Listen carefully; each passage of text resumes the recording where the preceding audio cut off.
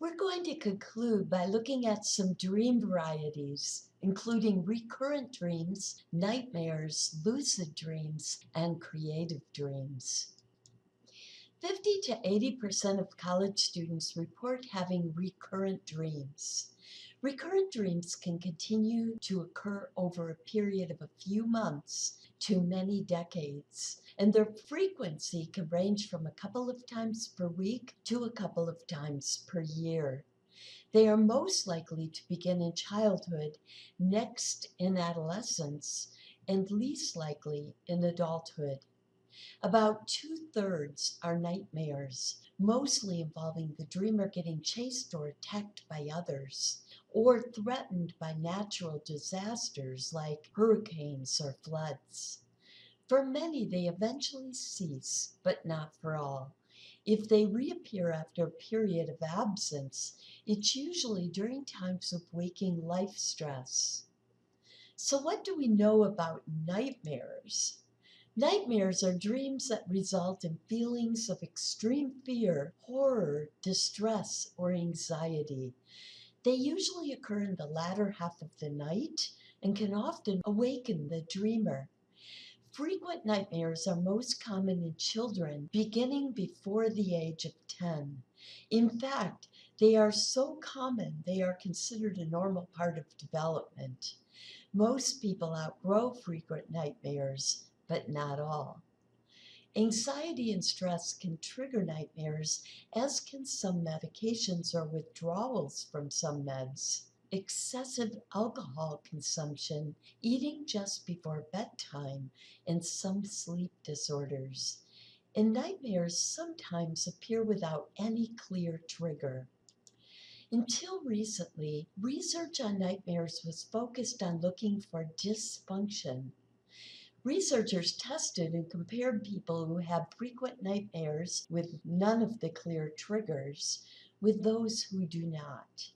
They hypothesized many deficits, such as IQ, mental health, and physical health, but found no differences between the groups. Interestingly, research on nightmares now focuses on possible functions. The current leading theory is that nightmares can help us to process and move on from past stressors and trauma, and possibly even help prepare us for future stressors and trauma. Lucid dreams are those in which you are aware that you are dreaming.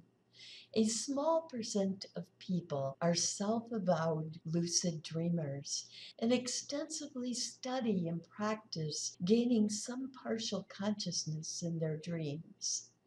This partial conscious phenomenon has been scientifically verified in a number of studies.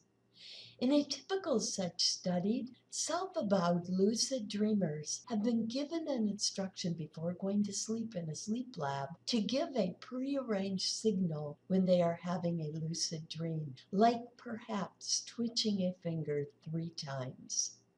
Often they are able to do this even while their brainwaves show that they are still dreaming. Some dream researchers believe that lucid dreaming is functional because the dreamers are sometimes able to change their dream in a functional way. For instance, turning a nightmare into a more pleasant theme. Other dream researchers caution against messing with your dreams, believing that dreams have their own agenda and controlling them could upset their natural function. So research concludes that lucid dreaming can happen with sufficient motivation and effort, but it is not a normal function of dreaming. It has been found that you can increase the odds of introducing lucidity into your dreams by setting up a signal, a cue, then reminding yourself frequently before falling asleep. For instance, if you suffer nightmares in which you find yourself having difficulty screaming, you might use this as your cue and remind yourself frequently before falling asleep at night that you do not have this difficulty screaming in waking life. So if this occurs, you can know that you are dreaming. Can dreams provide creative solutions? Three criteria must be met for the possibility of dreams to provide creative solutions to problems. First, dreamers must be highly involved with trying to find a solution to a problem in their waking life, increasing the chance that they dream about it. Two, they must recognize the solution in the dream should it occur. And three, they must retain memory for it. Because of these criteria, most creative solutions come from wakeful rumination, but some examples of famous dream-derived solutions exist.